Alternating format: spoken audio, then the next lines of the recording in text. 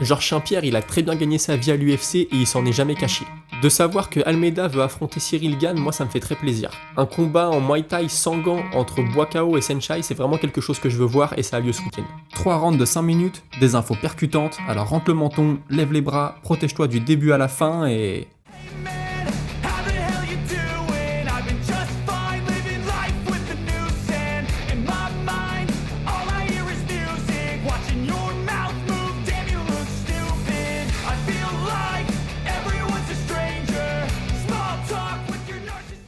On est le vendredi 3 novembre 2023 et c'est le moment MMA. Et salut à tous, alors la principale information du jour, elle concerne la paye des combattants. Voilà, un document aurait fuité ou aurait été donné. Alors il s'agit d'un document sur lequel il ne figure aucun nom. Alors toutes les informations que je vais vous donner sont à prendre avec des pincettes, mais selon les journalistes, ils ont croisé des informations, ils ont remonté des interviews de combattants, etc. Et on pense connaître la paye de certains combattants sur les événements que je vais vous donner. Par exemple, Conor McGregor à l'UFC 205 aurait gagné 6,8 millions. Ronda Rousey aurait gagné à l'UFC 168 1,8 million. John Jones à l'UFC 182 3,6 millions. Anderson Silva 4,3 millions à l'UFC 168. Georges Saint-Pierre à l'UFC 129 4,3 millions. Là, je veux m'arrêter un peu sur Georges Saint-Pierre. Il s'est jamais caché d'avoir gagné beaucoup d'argent avec le MMA. Je me souviens avoir vu une émission de lui au Québec où il disait « Ouais, c'est un sport qui paye bien, moi je suis content, j'ai pu payer une maison à mes parents, etc. » 4 millions à l'UFC 129, c'était en 2011. Donc vous imaginez, un Conor McGregor, il a gagné ce que je vous ai dit là, c'était en 2016. Et franchement, pour Georges Saint-Pierre, très très bonne opération. Ensuite, on a José Aldo à l'UFC 194, il prend ce terrible KO contre McGregor, et il prend quand même 2,3 millions à l'époque. Randy Couture à l'UFC 129, lui prenait 1,8 million. Et BJ Penn à l'UFC 137, 475 000. Et enfin, le petit dernier pour la fin, CM Punk, donc catcheur à la base, qui était venu combattre à l'UFC, avait pris 1 million à l'UFC 203. Donc vous voyez, quand on vous dit que parfois la paye n'a rien à voir avec le niveau, mais beaucoup avec la notoriété, bah voilà, CM Punk, il a amené beaucoup de fans de la WWE regarder ses combats à l'UFC, il a été récompensé. Brock Lesnar, c'est un peu pareil, là il n'y a pas eu de chiffres consultés sur lui, en tout cas j'ai pas vu, mais s'il a été autant payé à l'UFC, Brock Lesnar, c'est parce que c'était déjà une star avant d'arriver. Alors si on peut comparer un petit peu, vous voyez Conor McGregor pour son combat contre José Aldo, il avait pris 4,4 millions ou 4,5 millions, on sait pas trop, et José Aldo lui 2 millions, donc quasiment le double, mais voilà, McGregor déjà était une grosse vendeuse à l'époque, j'ai envie de dire, c'était déjà une star en devenir, donc il avait été payé en conséquence. Pourtant José Aldo c'était la légende, il était là depuis des années, il régnait, c'était lui le champion, et voilà, le business est le business. Et Conor McGregor, pour son premier combat contre Ned Diaz, il a pris 5,5 millions, alors que Diaz avait pris 2,8 millions. Donc quand on dit que Diaz en doit une sacrée à McGregor, c'est pas faux. Diaz, il parle bien, il est dans la cage, il est intéressant à voir, mais avant le combat contre McGregor, il prenait pas grand-chose, et McGregor l'a souvent souligné d'ailleurs. Et en tout cas, un dernier chiffre, l'UFC, sur les 6 premiers mois de 2023, aurait engrangé 611,9 millions de dollars. Donc écoutez, c'est sacrée recette pour l'UFC. Assez parlé d'argent, je vais vous parler maintenant de Daniel Warin, le coach de Benoît Saint-Denis. Il a donné une interview à RMC, puis il y a aussi le film sur le combat Saint-Denis-Frévola qui est sorti cette semaine. On a appris beaucoup de choses. On a appris notamment que la notoriété de Benoît Saint-Denis a explosé depuis son combat contre Bonfim. Je crois que c'est sa femme qui témoigne, on entend une voix off, et une femme, je pense que c'est elle, parce qu'elle est très proche de son... Elle gère un peu sa carrière, de ce que j'ai cru comprendre, je voudrais pas dire de bêtises. Elle dit ouais, depuis il est extrêmement sollicité, il y a beaucoup de demandes d'interview, il est passé dans une autre dimension depuis ce combat-là. Et ils expliquent aussi dans ce reportage que c'est un super cadeau que lui fait l'UFC de combattre à New York. Je suis d'accord. La carte de New York, je l'ai dit dans l'épisode spécial, tous les ans c'est des gros combats. Lui, il va ouvrir la même carte contre Frévola. Frévola qui est un natif de New York. Donc il y a une belle histoire à faire là. Il peut vraiment marquer les esprits. Les gens qui connaissent pas encore Benoît Saint-Denis peuvent le découvrir sur cette carte. Il y a aussi Cyril Diabaté qui parle des points forts et des points faibles de Saint-Denis. Et il dit ouais, son cardio, on n'en parle pas assez, mais il a un cardio de dingue. Moi, quand je vois le rythme qu'il impose à ses adversaires, moi j'ai jamais été capable de faire ça pendant ma carrière. C'est vrai, Benoît Saint-Denis, mettre la marche avant comme il la met non-stop, c'est quand même très très fort. Il parle aussi de la technique de Benoît Saint-Denis, ça c'est Daniel Warin qui dit ouais, Saint-Denis il est très technique. Et moi dans ses combats, parfois entre les rounds, je lui dis écoute, va pas à la bagarre, t'es plus technique que ce mec-là, essaye de faire un petit pas de retrait, concentre-toi sur ta technique, c'est très important. Et c'est vrai que Saint-Denis est assez technique, mais il va tellement de l'avant qu'on a tendance parfois à l'oublier. Alors on demande aussi à Warin, ouais, qu'est-ce que vous travaillez à l'entraînement? Est-ce qu'on a l'impression que Benoît Saint-Denis, en gros, à part faire le bourrin, bon je schématise, à part faire le bourrin, c'est surtout ça. Et il dit non, on travaille beaucoup, tu sais, moi le pied-point, c'est moi qui l'ai formé au pied-point, au striking. Il dit voilà, on fait des choix. Il dit par exemple, vous verrez, il envoie pas souvent sa jambe avant, alors qu'il a une jambe arrière très très puissante, mais il envoie pas trop la jambe avant, mais c'est un choix. Il sait la lever, il sait frapper avec, mais voilà, on peut pas tout travailler, il y a beaucoup de choses à travailler, et dans le MMA, je pense que s'il a pas une super jambe avant, bah c'est pas grave, on va travailler les genoux, on va travailler la jambe arrière. Il dit voilà, former un combattant, c'est pas facile. Benoît Saint-Denis, il est arrivé sur le tard dans le MMA, là il a 27 ans, il a encore une grosse marge de progression, hein. D'ailleurs, tout le monde en parle dans le reportage. Il dit ouais, Saint-Denis, faut pas croire.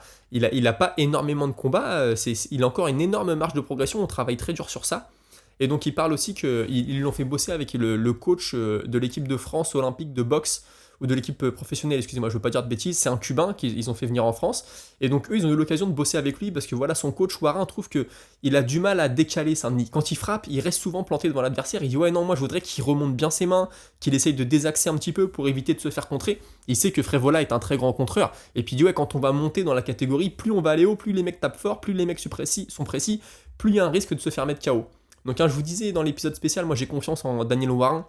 C'est un sacré coach, il a bossé avec Henderson, il a bossé avec Silva, il a bossé avec d'autres mecs de l'UFC, il sait de quoi il parle. Donc Benoît Saint-Denis est vraiment, vraiment entre de bonnes mains. Et il dit ouais, moi j'aimerais bien lui apprendre à boxer en reculant. Il sait le faire, il dit je vais apprendre de plus en plus. Mais il dit voilà, imaginez un jour il met la marche avant contre un gars, ça marche pas, il se passe rien, qu'est-ce qu'on fait? Bah, ce serait bien de savoir reculer, savoir être dangereux en contre. Et il dit que le jour où on va battre un mec autrement qu'en mettant la marche avant, en lui roulant dessus, par exemple on va mettre un contre, on va faire un combat très technique, là les gens vont commencer à nous prendre très au sérieux. Et ça, je lui donne le point pour lui. Aujourd'hui, même les gens qui regardent le MMA, moi y compris, t'as l'impression que Benoît Saint-Denis ne peut gagner qu'en étouffant son adversaire sous une pluie de coups, etc., sous une grosse pression. Mais le jour où il va faire autre chose, on va se dire waouh, attention, le gars est capable d'être un bourrin, mais le gars est aussi capable d'être très technique, d'être très intelligent. Donc j'ai hâte de voir ça. Ensuite, il dit que c'est aussi un gros problème de ne pas dénaturer Benoît Saint-Denis. Il dit ouais, lui c'est un bagarreur, il aime la bagarre, il aime aller de l'avant, donc moi je dois lui donner d'autres options, mais il faut pas que je le dénature trop. C'est une erreur que j'ai déjà fait avec d'autres combattants quand j'étais jeune coach. Il dit là je veux pas refaire la même erreur. Et il dit il faut souvent freiner Benoît Saint-Denis parce que entre les rounds, faut toujours que je rappelle, va pas à la bagarre, t'es beaucoup plus technique que ce gars-là, te fais pas piéger. Quand tu vas à la bagarre, c'est la pièce, tu jettes la pièce en l'air et c'est lui ou toi qui va tomber, c'est pas forcément le bon plan.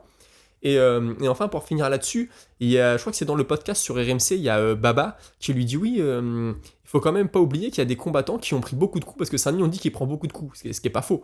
Je crois qu'il prend 5 coups significatifs à la minute, et il dit, tu sais, il y a des mecs comme Max Holloway ou Justin Gaethje qui ont été très loin, Holloway champion, Gaethje champion intérim, alors qu'ils prennent beaucoup de coups, donc en fait, tu peux quand même devenir champion en prenant beaucoup de coups. Et lui, Baba, c'est un coach, donc il dit, je te dis ça, mais je sais aussi que moi, en tant que coach, je dis toujours à mes élèves de privilégier la technique à l'agressivité. Et Warin est d'accord avec ça, il dit oui c'est vrai, on travaille là-dessus, il dit puis surtout il faut penser à l'après-carrière, le cerveau il est pas fait pour prendre une pluie de coups à tous les combats, donc il faut vraiment faire attention à ça. Donc écoutez, on va encore entendre parler de Benoît Saint-Denis toute la semaine à mon avis. Moi j'aime bien la tournure que ça prend, j'aime bien le discours que j'entends dans son coin, j'ai vraiment hâte pour la suite. Ensuite, je vais vous parler de Jamal Hill. Il a été interviewé par The Schmo hier. On lui a dit ouais, est-ce que tu pourrais nous donner ton classement des meilleurs boxeurs à l'UFC selon toi? Donc il s'est mis lui en numéro 1, bon écoutez, on va pas lui en vouloir. Ensuite Dustin Poirier, Max Holloway, Sean Strickland et Pavlovich. C'est un bon classement, honnêtement. Faut avouer que Strickland, depuis sa victoire contre Adesanya, tout le monde le met dans les classements. Je pense qu'on aurait posé la question il y a un mois avant le combat, il aurait jamais été dans le classement, pourtant c'était quand même Sean Strickland. Mais ce combat lui a vraiment fait du bien. Et puis écoutez, c'était surtout une info pour nous permettre de faire la transition vers la Minute Box. C'est parti. Première info de la Minute Box, je vous parlais hier de Shakur Stevenson qui voulait se prendre un combattant de MMA en boxe pour lui montrer qu'il y avait différents niveaux, etc. etc. Bah écoutez, là il a fait son call, il a fait son appel, il appelle Sean O'Malley. O'Malley lui a répondu tout de suite, en gros je vais te casser la tronche. Moi O'Malley, j'ai pas envie de le voir aller tout de suite à la boxe, il vient seulement de prendre la ceinture, je suis d'accord, il y a une grosse notoriété autour de lui, il est pas quand même au niveau de Conor McGregor à l'époque. Moi j'ai envie de le voir régner, j'ai envie de le voir prendre les adversaires, les prétendants au titre les uns après les autres. Là il y a Merab, il y a Cerudo, il y a beaucoup de monde, c'est une catégorie qui est super dense, peut-être que Sterling aura sa revanche aussi. J'ai pas envie qu'il aille en boxe tout de suite, surtout que je pense pas trop que ça va bien se passer pour lui. Après je peux me tromper, je disais par Aiden Ngannou, ça a pas été si mauvais que ça, hein, c'est le moins qu'on puisse dire. Donc écoutez, je préfère voir O'Malley continuer à combattre MMA plutôt que d'aller tout de suite faire de la boxe.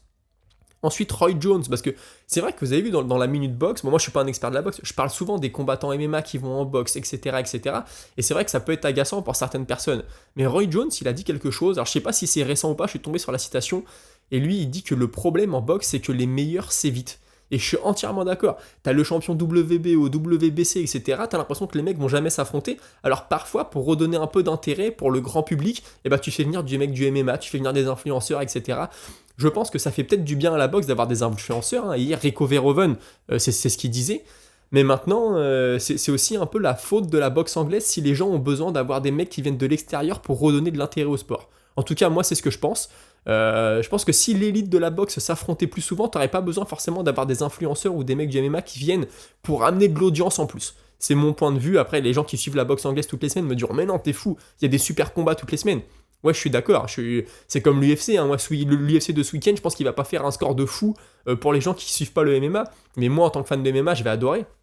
Mais voilà, pour le grand public, je pense que si les champions pouvaient s'affronter un peu plus souvent, ce serait cool.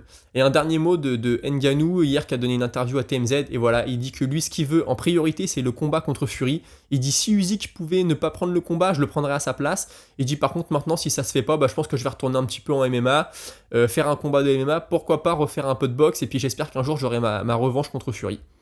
Donc écoutez, on sait que ça va se débloquer rapidement, donc espérons avoir des nouvelles dans les 15 prochains jours, comme promis par Ngannou, même si bon, il a rien à nous promettre, mais c'est ce qu'il a dit chez Ariel Helwani qui prendra une décision dans les 2 prochaines semaines. Histoire de faire la bascule entre la boxe et le MMA, ce week-end il y a Boakao contre Senchai au Barnacle. Je pensais que ça allait être un combat de boxe anglaise sans gants, mais non, je me suis trompé, c'est un combat de boxe thaï sans gants. Ça aura lieu en Thaïlande, à Pattaya. Donc écoutez, ça va être une bonne chose. J'ai encore plus hâte de voir ça. Si ça avait été de la boxe anglaise, bon, ça m'intéressait, mais là en boxe thaï, je suis assez impatient. Ensuite, un petit mot de l'UFC de ce week-end, hein, Almeida contre Lewis. Almeida qui a donné une interview. Il dit voilà, l'UFC m'avait donné le numéro 5, Curtis Blade. Il s'est blessé, je prends Derrick Lewis. Écoutez, j'espère que je vais remporter ce combat, et après ça, je veux pas réaffronter le top 5, je veux réaffronter un top 4 ou un top 3. Il parle de Cyril Gane. Il dit Cyril Gane, c'est un ancien champion intérim, je pense qu'il y a de belles choses à faire contre lui. Alors honnêtement, moi je pense que pour Cyril Gane, ce serait un bon combat.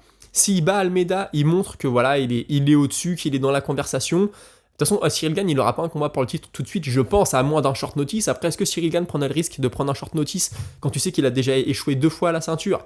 Je sais pas trop, je lui souhaite de devenir champion, mais je pense que c'est vrai que si ça va au sol, ça va être très très chaud pour Cyril Gane. Maintenant, Cyril Gane, il est très mobile, un peu comme ce que je disais sur Aspinall hier, il est très mobile, lui mettre la main dessus, ça va pas être si facile que ça, je pense qu'il refera pas la même erreur que contre John Jones. Donc écoutez, moi c'est un combat que j'aimerais voir, vraiment, Almeida s'il bat Cyril Gane, là je pense que ça sera la ceinture. Gane, s'il bat Almeida, je lui promets pas la ceinture, mais au moins il aura fait taire beaucoup de rumeurs, et puis il aura validé le fait qu'il peut battre un grappleur, on va dire. Ensuite, un petit mot quand même sur Almeida. Il faut savoir qu'il a pris dans ses 6 combats UFC, il a pris 9 coups. 9 coups seulement en 6 combats. En même temps, il amène les mecs au sol tellement rapidement pour l'instant qu'on n'a pas eu le temps de le voir prendre des coups. Et il prend 0,08 coups par seconde. Donc c'est le mec qui, dans l'histoire de l'UFC, qui prend le moins de coups à la minute. Excusez-moi, j'ai dit à la seconde, n'importe quoi. Il prend 0,08 coups par minute. Faut savoir qu'avec 9 coups pris dans ses 6 premiers combats, c'est le numéro 1 actuellement à l'UFC. Tom Aspinall était à 43, Pavlovich 58, John Jones 92, et vous voyez Cyril Gane 238 quand même. Donc voilà, écoutez, c'est un petit phénomène en arrivée, j'ai envie de dire. Un petit mot de Derrick Lewis, vous savez, son dernier combat, il a battu Marcos Rogerio de Lima sur un super coup de genou sauté. Il faut savoir qu'il a cassé les dents de Lima. De Lima a dit que c'était horrible. Ensuite, les jours qu'on suivi, il avait du mal à manger, etc. Il était dans un moment très compliqué. Donc écoutez, ce week-end, est-ce que Lewis peut nous faire la surprise contre Almeida ? Je mettrai pas une pièce dessus, mais c'est pas impossible. Un uppercut, un coup de genou, une frappe de mule et déconnecter Almeida, c'est quand même possible. Daniel Cormier qui a donné son avis sur Whittaker contre Ousmane. Il dit franchement, les 2 gars là, vu la carrière qu'ils ont eu, ils méritent de faire que des combats de championnat.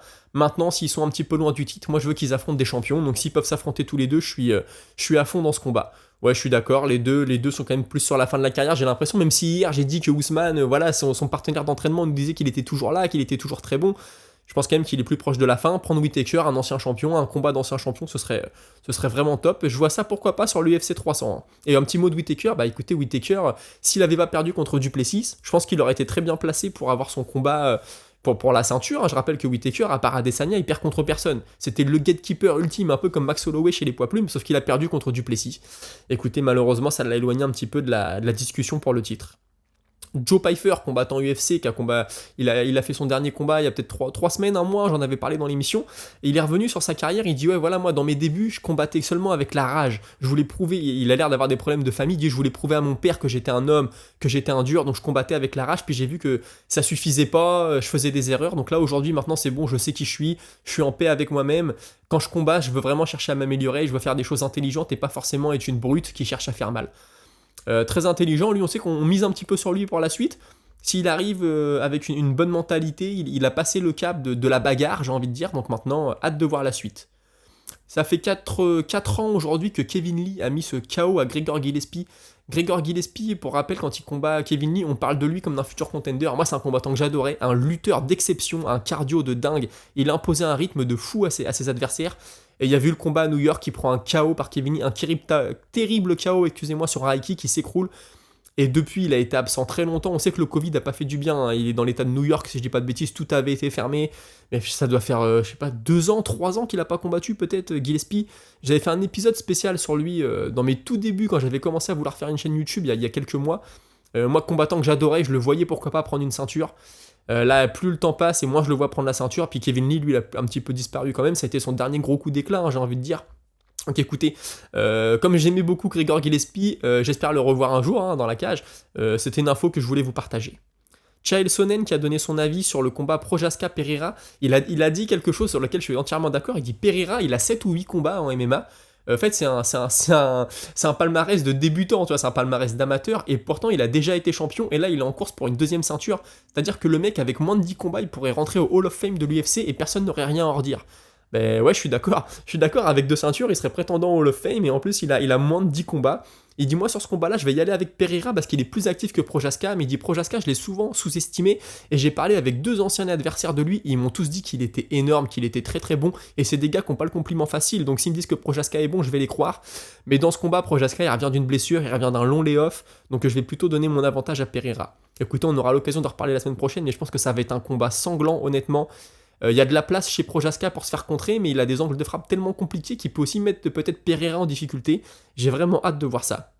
On a Paddy Pimblett qui nous promet le retour d'un Paddy Pimblett 2.0. Écoutez, son prochain combat contre Ferguson en décembre, je le rappelle. Honnêtement, s'il veut être champion, il va falloir être un Paddy Pimblett 2.0, parce que moi, de ce que j'ai vu de lui pour l'instant, je doute un peu qu'il puisse monter. Il a le menton très haut, debout, il prend beaucoup de coups, et je pense que son sol, même s'il est très bon au sol, ne sera pas suffisant pour combler ses lacunes.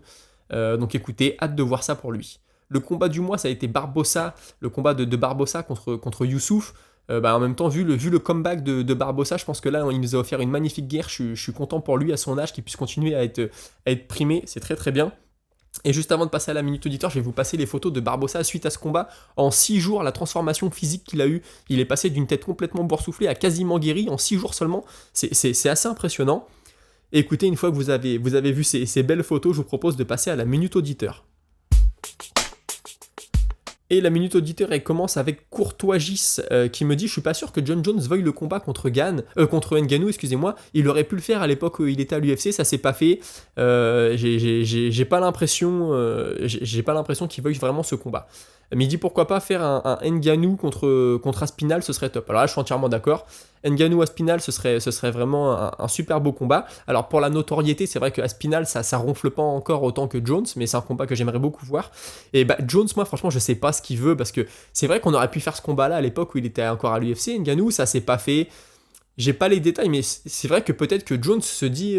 parce que Jones, en prenant un combat contre Ngannou, il peut prendre un KO de dingue et faire le tour de la planète sur un uppercut, un peu comme ce qui était arrivé à Overeem. Et puis c'est vrai que ça serait très mauvais pour sa réputation. Je sais pas, honnêtement je sais pas. Je sais pas du tout, mais t'as raison de soulever le point. Ngannou, on a l'impression qu'il le veut vraiment, mais est-ce que Jones le veut ? Très très bonne question. Et Andy Gavo qui a rebondi là-dessus, qui dit ouais, la catégorie des lourds elle redevient super intéressante. Je suis d'accord à 100%. Là, ce qui se passe entre Almeida, Gane, Aspinall, Pavlovich, John Jones, on ne sait pas ce qu'il va faire, Miocic non plus. Franchement, il y a vraiment de quoi faire. Curtis Blade qui est toujours là aussi. J'ai vraiment hâte de voir ce que ça va donner dans les prochaines années. J'espère qu'il n'y aura pas de grosses blessures, de choses comme ça, et qu'on pourra avoir des super combats. Ensuite, il parle de Frévola qui, selon lui, est un adversaire pour Benoît Saint-Denis dangereux, mais en fait, c'est un peu un Benoît Saint-Denis moins fort. Tout ce que fait Frévola, Saint-Denis sait le faire et en mieux. Bah écoute, c'est ce que Daniel Warin a dit dans son interview, justement. Il dit, moi, j'ai l'impression que Daniel Warin qui dit ça, ou alors, je sais plus, je veux pas dire de bêtises, je vais faire dire ce qu'il a pas dit, mais en tout cas, dans le reportage sur Benoît Saint-Denis, ils le disent à un moment, Frévola, c'est un peu un Benoît Saint-Denis, mais moins fort. Je suis d'accord. Je suis assez d'accord, et puis tu vois, les gens le pensent aussi. Je vois vraiment Benoît Saint-Denis, le passer, je pense que c'est faisable, attention au contre, hein, comme je l'ai dit. Et il me dit, quand il va monter, attention, les mecs comme Poirier, c'est précis, ça frappe fort. Bah tu vois, c'est ce que disait Daniel Warin, là pour le coup, c'est lui qui le disait. Quand on va monter, ce sera de plus en plus dur, mais Benoît Saint-Denis a une bonne marge de manœuvre, donc moi je suis comme toi, Andy, je suis derrière Benoît Saint-Denis à fond. Et Patrick qui me parle d'un problème, alors les combattants qui finissent souvent blessés, certains qui ont des problèmes cérébraux, il dit ouais moi je connais un gars qui a fait de la boxe américaine, il a fait 15 combats, et bah il a des absences parfois mentales dues au coup qu'il a pris, et c'est assez dur à vivre. Je suis d'accord, hein, moi j'ai souvent entendu qu'il y a des mecs, même des mecs qui n'ont pas fait des grosses carrières professionnelles, hein, des mecs qui n'ont pas été champions, qui n'ont pas gagné leur vie grâce au sport de combat, et pourtant ils ont pris tellement de coups qu'ils ont des absences. Moi j'avais entendu parler d'un gars, son nom ne me reviendra pas, mais c'est un gars qui a été pro mais qui n'a pas gagné sa vie. Je crois qu'aujourd'hui il est dans la fonction publique, il doit être douanier ou gendarme. Et le gars disait, des fois, en fait, il s'endort. Il a vraiment des moments où il faut qu'il dorme, il est super fatigué, et il met ça beaucoup sur le compte des combats qu'il a fait, des guerres qu'il a livrées, et surtout des coups qu'il a pris dans la tête, quoi. Et en tout cas, Pierre Ménez, qui nous parle du combat entre Francis et Jones, et ouais, Francis et Jones, il me dit, ouais, j'ai vraiment l'impression que ça va se faire. Donc là, c'est un peu l'inverse de ce qu'on disait tout à l'heure. Il dit, je pense qu'il y a peut-être des négociations en privé, on ne le sait pas, on n'est pas au courant. Mais sinon, je vois pas pourquoi Ngannou forcerait autant s'il savait déjà que c'était mort. C'est un point pour toi. Si Ngannou en parle autant, c'est peut-être qu'il sait qu'il y a une porte qui est entrouverte. Écoute, l'avenir nous le dira. J'espère qu'on va le savoir rapidement. En tout cas, moi je suis comme vous, c'est un combat que je veux voir. Est-ce que Jones le veut? Je sais pas. Est-ce qu'Ngannou le veut? Je pense. Donc écoutez... C'était plutôt une bonne émission, on va finir là-dessus, on va se retrouver la semaine prochaine. Oh non, le jeu du prono, excusez-moi, on est vendredi, j'ai failli oublier notre petit défi Paris. Écoutez, moi j'ai envie de mettre la pièce sur Almeida, on a un free bet de 5€. Je pense que je vais le mettre sur Almeida pour assurer, la cote est pas haute, hein, la cote est à 1 et quelques. Les autres combats, ça me semble un peu compliqué. Peut-être Bonfim, peut-être un combiné avec Bonfim. Je vois Bonfim passer, j'espère. Si je fais un combiné Bonfim-Almeida, je peux peut-être arriver à une cote de 2. Si je mets les 5€, on peut gagner 10€. On ferait plus que doubler la cagnotte. Hein, je le rappelle, on a une cagnotte à 5€ et quelques. Le dernier pari qu'on a fait, bah, malheureusement, ça s'est mal passé, puisque Ankalaev, son combat a été fini par un no contest, donc j'ai été remboursé. Écoutez, dites-moi ce que vous en pensez en commentaire. Je vais partir sur un Almeida Bonfim, je pense. Parce que les autres combats, je vois ça un petit peu serré. Je suis pas sûr de mon coup. On n'est jamais sûr de rien dans les paris sportifs. Mais je le rappelle, hein, le but des paris, c'est on est parti avec 4€. Toutes les semaines, on parie sur un combat ou deux. On voit ce qu'on fait. Et le but, c'est de voir à combien on arrive à la fin de l'année, à l'UFC 300, à l'International Fight Week du mois de juillet. Puis s'il y a un peu d'argent, bah, peut-être que je pourrais l'investir dans la chaîne pour, je sais pas moi, un nouveau fond d'écran et des nouvelles transitions, des choses comme ça. Écoutez, dites-moi ce que vous en pensez pour les paris en commentaire. Moi, je réponds à tout. On se retrouve lundi, 17h. Salut!